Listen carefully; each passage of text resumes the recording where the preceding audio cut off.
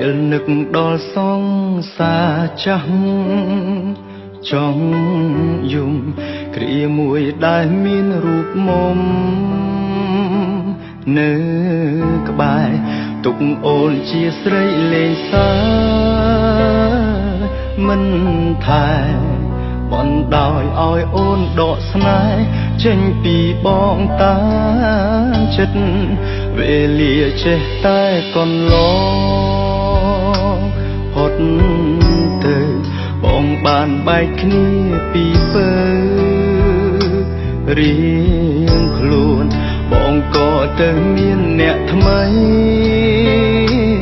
មុនស្ងួនចៃដន្យថ្ងៃនឹងជួបអូនរៀបរាប់ទាំងទឹកភ្នែកអូនថាប៉ុន្មានឆ្នាំនេះអូននៅតែចាំបងទួងបងខំប៉ុនដងក៏អូននៅស្នេហ៍រៀមរា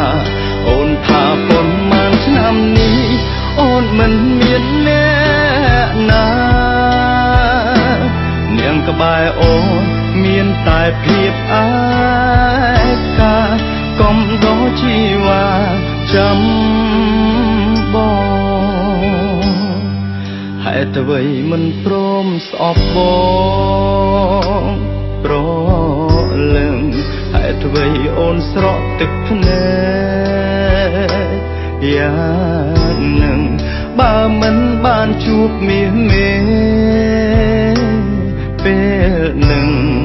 បងរឹតតែនៅមិនដឹងថាអូននៅតែ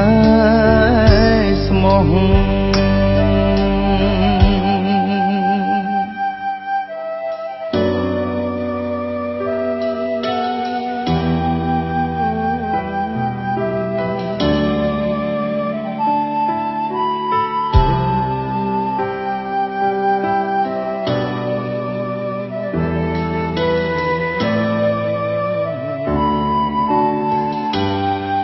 អូនថាប៉ុន្មានឆ្នាំនេះ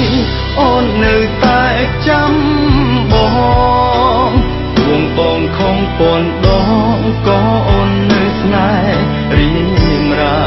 អូនថាប៉ុន្មានឆ្នាំនេះអូនមិនមានអ្នកណានាងក្បែរអូនមានតែភាពអាកាកុំដោជីវ៉ាចាំអូនថាប៉ុន្មានឆ្នាំនេះអូននៅតែចាំប